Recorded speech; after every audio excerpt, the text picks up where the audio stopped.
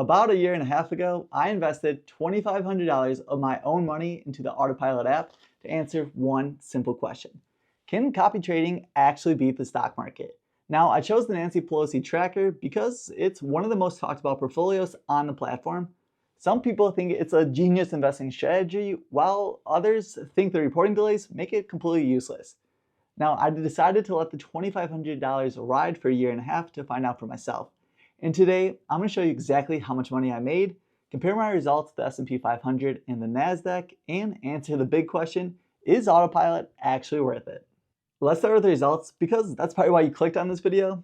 After a year and a half, that initial $2,500 investment is now worth $3,108. And that means that I made over $600 for a total return of about 24.3%. One thing I should mention is that I never added additional money throughout this experiment. I simply just had the initial $2,500 and then let Autopilot manage the portfolio and checked it periodically over the last year and a half. I'll be honest, that really wasn't what I expected. Considering how much attention the Nancy Pelosi tracker gets, I thought there would be a good chance I would outperform the market during my investment period. Now, on the surface, I consider that a solid return, but investing is all about comparing it for your alternatives. Over the same year and a half time period, the S&P 500 returned over 25% and the NASDAQ returned over 30%. So although I made money with Autopilot, I would have earned a slightly higher return by simply just investing in the S&P 500 and even higher by investing in the NASDAQ index fund. So yeah, at first glance, it looks like Autopilot lost to the market, but once I dug a little deeper into how the app actually works, I realized there's a lot more to the story than just my 18-month return. One thing that really surprised me was how little trading actually happened.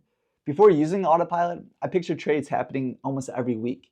But over the past year and a half, there looks to only be 6 different trading days. Now, each of those trading days did involve several positions being sold and several others being added while being purchased. So there's still plenty of individual trades, but overall, yeah, it just felt much less active than I originally expected.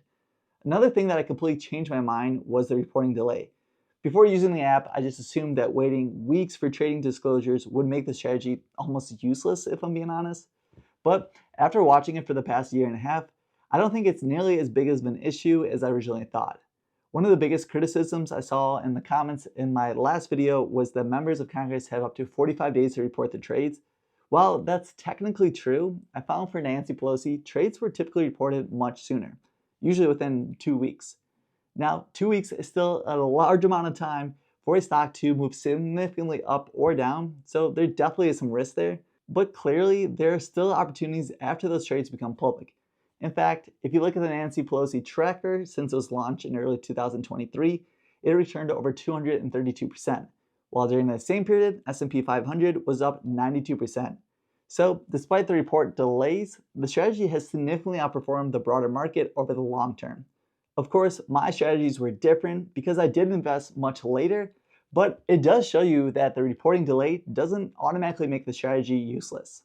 After using Autopilot for the last year and a half, the biggest lesson I learned is that you're really not investing in Autopilot, you're investing in the portfolio you choose. So when I first signed up, I kind of viewed Autopilot as this one investing platform, but they're really not how it works. Every portfolio follows a different investing strategy, so your experience can vary quite a bit depending on which one you choose. Some portfolios have significantly outperformed the market, while others have underperformed. They also trade at different frequencies, have different levels of risk, and can even affect your taxes depending on how some generate short-term capital gains versus others. So if I was starting all over today, I would spend more time researching which portfolio fits my investing goals, my risk tolerance, and investing style, because that's the biggest factor in determining your long-term results. Another thing I wish I understood before signing up was how the pricing actually works. At first, I assumed paying the Autopilot gave me access to every portfolio on the platform, and that's just not the case.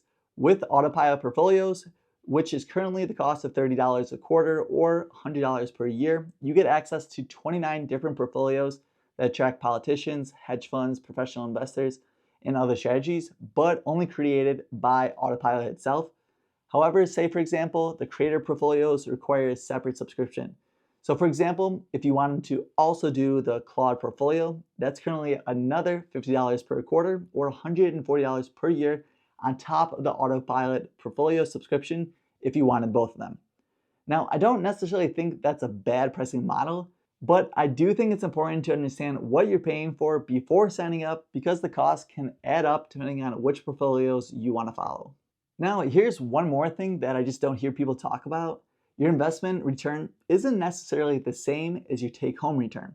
Because Autopilot buys and sells investments for you, some portfolios can generate a lot more taxable events than simply just buying and holding an S&P index fund. That's why I don't think it's enough to compare returns alone. You also need to consider the subscription cost, how frequently the portfolio trades, and what your after-tax return might actually look like. So after using Autopilot for the last year and a half, who do I think it's actually for? If you're someone who enjoys following certain investing strategies, wants to automatically mirror experienced investors or politicians, and doesn't mind paying a subscription fee, then yeah, I think Autopilot is a really interesting platform.